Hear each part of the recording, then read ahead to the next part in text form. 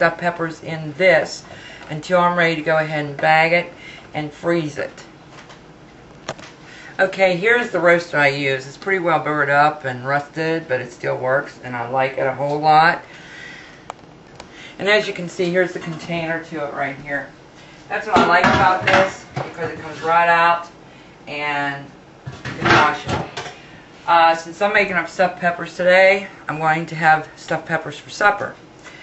And this makes a good meal for Jim to take to work. Jim does not take lunches to work. He never has the length of time we've been married. We're married, it's going on 21 years coming this October. And I make sure he takes good balanced meals to work. In fact, he took our old microwave to work, so in the wintertime he had something to heat his food up with. And I think he's forgotten through the years what it was like to take a sandwich and a bunch of other crap to work with him. But with health issues like diabetes and high blood pressure with him, I want him to eat right, because the simple fact that, to me, that's very important. He is my husband, and he is my soulmate, and I want him to be around for a while. So, but I'm pretty well set for winter, I think. I have 3 chickens and 62 cabbage rolls made up, and now I have like 300 stuffed peppers and cheese, and that's another thing you can freeze. You can freeze cheese. I don't recommend the block. I recommend the shredded.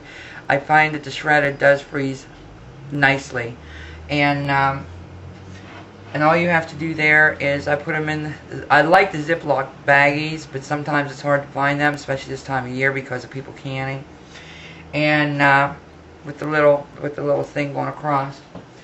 Well, my rice is boiling now, so it's just a matter of time, and I may have to find another container for all this hamburger to fit the rice in. But I went ahead and I mixed it up, because when I go to put the rice in, the flavoring is already mixed in there. I'll just mix it in that much better. So that is another thing that I like to do, because the simple fact that flavor is a big thing with me.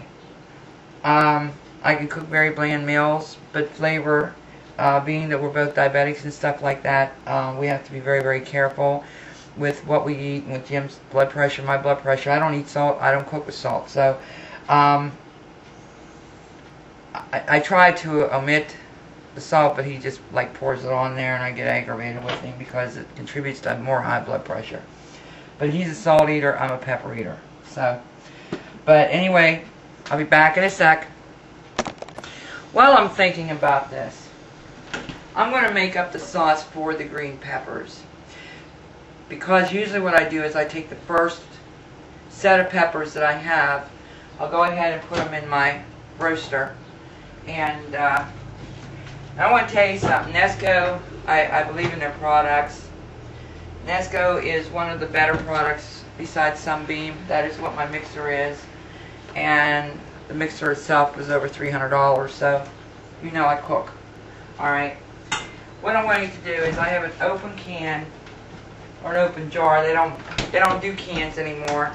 Another thing is when you're canning, it used to be in the old days, about 30 years ago, anything that you bought in a jar, the caps fit. Today it don't.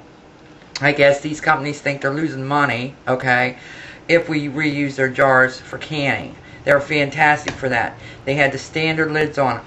Today, you can't do that, okay? But anyway, just use the generic tomato juice. And what I do is I just pour it right in here. This way this will be ready for the peppers when I put them in. I don't add water to the sauce.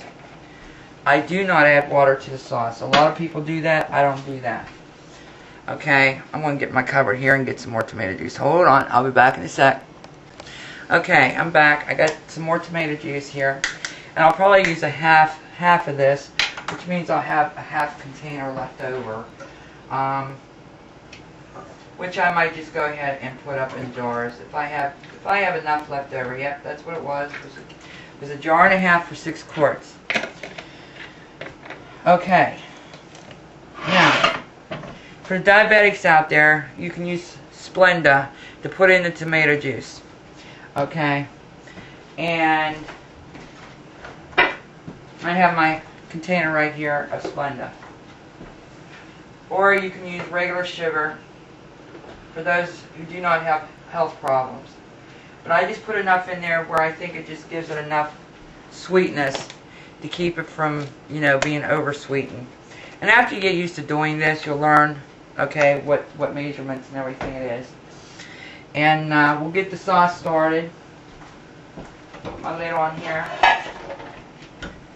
And I guess I better plug it in, huh? Be nice to plug it in, get it working. This roaster is just like if you put it on top of the stove. It'll start heating up and boiling, which is fine. And if you want to, you can stir the sugar in there. Okay. Once again, here's my wooden spoon, my favorite spoon. I collect stainless steel items. But I'll go ahead and stir in the Splenda here to get it a good flavor while my rice is cooking. Now normally if I wasn't doing a video I would have had this all done, okay? But the battery went dead and I had to wait, and the rice has to get done and everything. But the consistency to this is really good. So you're going to have to go by touch since I don't measure nothing out. And when you... That's a male boy. You know, your ingredients not too loose, or, you know, or the consistency is too dry even.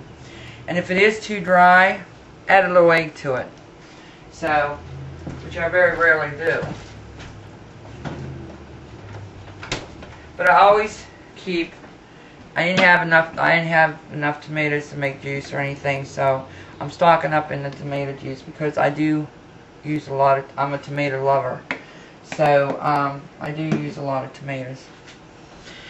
And tomato sauces and tomatoes, everything. Jim said instead of being German, I should have been a little Italian, okay? Because I do love my tomatoes. I always did ever since I was little. And, but that's how you make your sauce for your green peppers. The next step, once the rice is done, I'm going to show you to mix it and stuff them.